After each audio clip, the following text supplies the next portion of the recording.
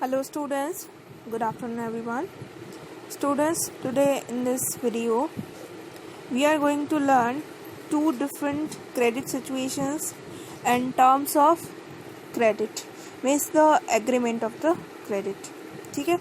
So students, you know very well that we are studying chapter 3 in economics, money and credit. Okay?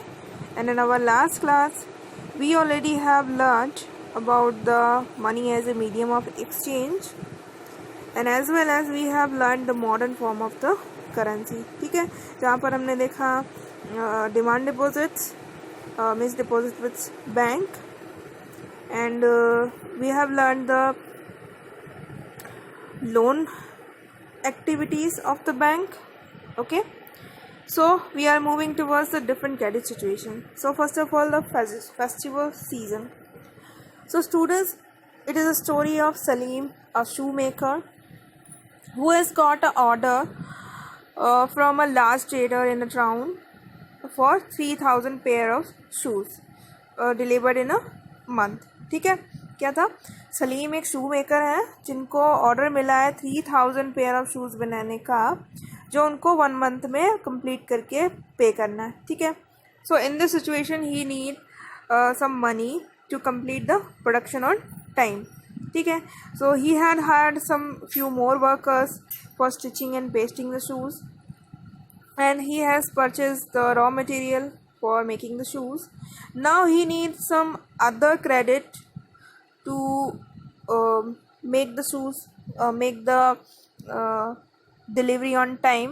ठीक है, सो उनको कुछ loan लेने की ज़रूरत थी. सो इनमें दो सिचुएशंस थी, टू सोर्सेस थे सलीम के पास from where he can obtain the money, जहाँ से वो दो जगह से लोन्स ले सकते थे. सो फर्स्ट सिचुएशन थी, he asked the leather supplier to supply leather now and he promised him to pay him later. ठीक है, क्या था? शूज़ बनाने के लिए जो लेदर चाहिए, रॉ मटेरियल चाहिए, वो लेदर मेकर से उन्होंने बोला कि he promised him that he would repay it after some time. ठीक है, वो थोड़े दिनों बाद जैसे ही पेमेंट होगा उनको पे कर देंगे. ये फर्स्ट सिचुएशन थी. Second is that he can obtain loan from the large trader. He can take advance payment for 1,000 pair of shoes. ठीक है, तो सेकेंड सिचुएशन ये रही जहाँ पर सलीम जो शू ट्रेडर है उनसे 1,000 पेयर के जो एडवांस मनी ले सकते हैं, और बाकी जो है वो उनको पेमेंट्स के बाद में वो रिटर्न करेंगे, उनका पेमेंट इक्वल हो जाएगा. ठीक है, so in this situation Salim completed the task and he delivered his order on time, and he gained a good profit in this situation, and he got the loan from two situations, from the leather provider, and second one from the advance money. ठीक है, so in this type of credit situations this plays a positive role. Where क्या हुआ, सलीम को कोई problem हुई नहीं ना, easily उन्होंने अपना जो ऑर्डर था वो टाइमली कंप्लीट किया, ऑर्डर डिलीवर किया, और उनको लोन लेने में कोई प्रॉब्लम भी नहीं हुई. Second situation is Sapna's problem. ये Sapna, she is a small farmer in a village. She grows groundnut. ठीक है, she has only 3 hectare of land. उनके पास 3 हेक्टेयर की ज़मीन है, एक स्मॉल प्लॉट ऑफ लैंड है जिस पर वो ग्राउंड नट ग्रो करती हैं. ठीक है, so she lend money from the money lender to meet the expenses of the cultivation. उन्होंने एक मनी लेंडर से कुछ मनी लिया जो कल्टीवेशन के एक्सपेंसेस है उनको फुलफिल करने के लिए. And you know very well that in the production of crops there we required some fertilizers, pesticide, water, electricity, machines. ठीक है, so to fulfil their needs she lend money from the money lender.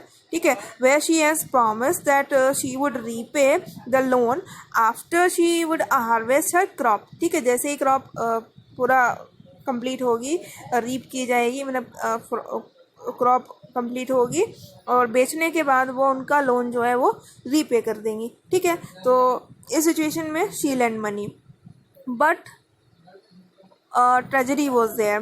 क्या हुआ, crops fell down, फसलें जो थी वो खराब हो गई उनकी। There was a pest in a crop, उनकी फसलों में कीड़े लग गए, तो क्या हुआ, उनकी फसल खराब हो गई। द नाउ शी कॉच इन डेब्ट, अब क्या हुआ, वो कर्ज में डूबने लगी थी। Over the years the loan grew, loan क्या था, धीरे धीरे बढ़ने लगा और कई सालों में इतना बढ़ गया। Now she was not able to repay the loan. Again she take loan from the money lender to cultivate the crops again. अगली बार उन्होंने फिर से मनी लेंडर से मनी लिया और फिर से क्रॉप कल्टीवेट की। Now this time the crop was not good enough, क्या था, क्रॉप जो थी वो उतनी गुड इनफ नहीं थी कि वो जो उनके लास्ट लोन थे उनको पूरा कर सके, ठीक है। So she was caught in debt and now she have to pay the debt off by selling a part of land. अब क्या था, ये सिचुएशन आ गई उनके सामने कि उनको ज़मीन का एक टुकड़ा बेचना पड़ेगा जिससे कि वो अपना लोन जो है वो वापस कर पाएंगी। So students, here we have seen that there are two types of situation where commonly people trapped into the debt, मतलब क्या है, लोग कर्ज में फंस जाते हैं और this situation, this recovery of loan is very painful.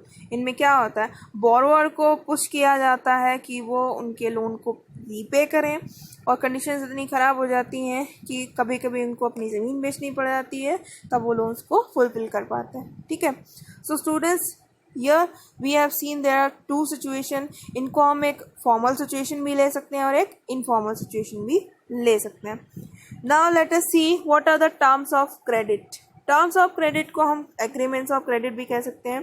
So students, we take loan formally and informally. Formally कैसे कि हम बैंक से लेते हैं, किसी लीगल अथॉरिटी से। दूसरा, हम लोन जो है किसी अपने रिलेटिव से ले सकते हैं या किसी मनी लेंडर से ले सकते हैं, ठीक है। तो ये दो टाइप के लोन्स होते हैं। But students, if we take the formal loans then we need some agreements.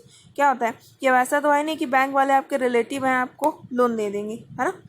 और आपने अगर फ्रेंड को लोन दिया है तो वो आप भूल जाइए, आपको रिटर्न मिलने वाला है, ठीक है। So students, every loan carries a agreement which define some situation, okay. तो वो कौन सी कंडीशंस है, what are the terms of credit, ठीक है।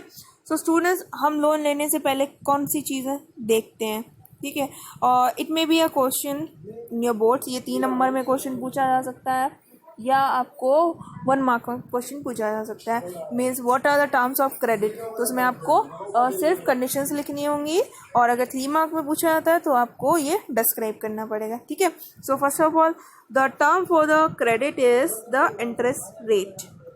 Most importantly, when a borrower asks for money to any money lender, his principle is to check the interest rate.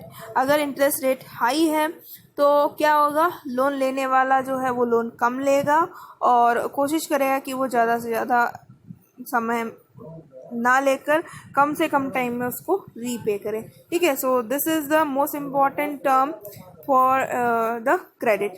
Second one is the collateral. Collateral क्या होता है, it is a security against loan, ठीक है। सो collateral में क्या होता है, if you take loan from the bank, अगर आपने बैंक से लोन लिया फॉर्मली या इनफॉर्मली किसी मनी लेंडर से लिया, देन आपने देखा होगा there is a situation when where you have to give asset like आपको ज़मीन होती है, आपकी बिल्डिंग्स होती है, व्हीकल, स्टॉक या डिपॉजिट विद बैंक्स, कुछ भी होता है, वो आपको एक हिंदी में वो कह सकते हैं गिरवी रखना पड़ता है ना, जिसके ऊपर आपको वो लोन प्रोवाइड कराया जाता है फॉर्मली और इनफॉर्मली, ठीक है। So collateral is the security against the loan and collateral is the asset that the borrower owns like land, building, vehicle, livestock deposit with bank, which is used as a guarantee to lender until the loan is paid, ठीक है। आपने देखा होगा पहले के time पे क्या होता था, मनी लेंडर को लोग सोना चांदी जो भी होता था वो एज ए गारंटी दिया करते थे जिन पर उनको लोन मिलता था। And this type of collateral being used by the bank क्या करती है, आपको लोन दिया, अब आप कोई उनके रिश्तेदार तो हो नहीं जैसे मैंने बोला, तो वो आपको ऐसे डायरेक्टली लोन नहीं दे देगी। ही रिक्वायर्ड सम गारंटर। अगर आपने नहीं पे किया तो बैंक को तो पता नहीं है कि आप कहाँ से हो, क्या है, पता सब कुछ है, लेकिन वो आपसे कैसे ऑब्टेन करेगी अपना loan. So students, there it need a guarantee. यहाँ पे आपको गारंटर की ज़रूरत पड़ती है और आपको सिक्योरिटी देने की ज़रूरत पड़ती है, ठीक है। अब आप देखते होंगे कि कुछ लोग जो होते हैं उनका बैंक में अकाउंट है, ठीक है, और sometimes they have some small amount of money in their account, और उन्होंने गाड़ी निकाली 2 लाख रुपए की, उनके अकाउंट में 50,000 या ज़्यादा अमाउंट है, तो क्या होगा, हम बैंक से कुछ किस्तों में वो पेमेंट करते हैं, ठीक है। सो इसलिए यहाँ पर लिखा हुआ है अमाउंट डिपॉजिट विथ बैंक, ठीक है। बैंक डिपॉजिट विथ बैंक देखते हैं कि आपका कितना अमाउंट है बैंक में, उस पर आपको लोन मिल सकता है, ठीक है। So student asset which can the bank would sell to obtain the money, ठीक है, जिसको बेच करके बैंक या इनफॉर्मली मनी लेंडर अपना अमाउंट जो है रीपे कर लेते हैं, वो होता है कोलेट्रल, ठीक है। समझ में आया आपको? Now let us see other term of the credit, which is the documentation requirement, ठीक है। So if we take the money formally from the bank, then it need a legal process, जिसकी एक legal process होती है, where we require some documentation, ठीक है।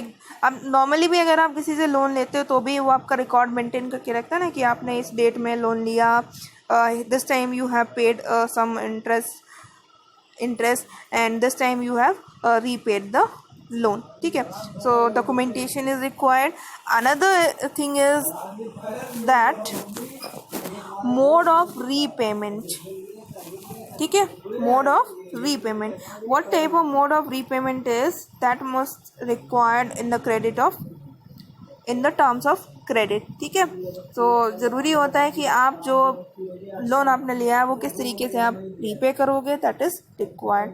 So students, interest rate, collateral, documentation requirement and mode of repayment together comprises call the terms of credit, okay. So students, ये कुछ चीज़ें होती हैं, जो अरेंजमेंट्स होते हैं जिनके बेसिस पर आपको लोन मिलता है, okay. So students, I hope you all have got the terms of credit very well. We'll meet in further class. There we'll learn about another topic, the formal sector credit in India, ठीक है। जो bank से loan होते हैं वो कैसे approve होते हैं, क्या प्रोसेस होता है, ठीक है। So we'll see it in our next class. Till then, stay connected to your studies, read the chapter twice, and if you got any problem to understand any terms, then you may ask your queries, okay.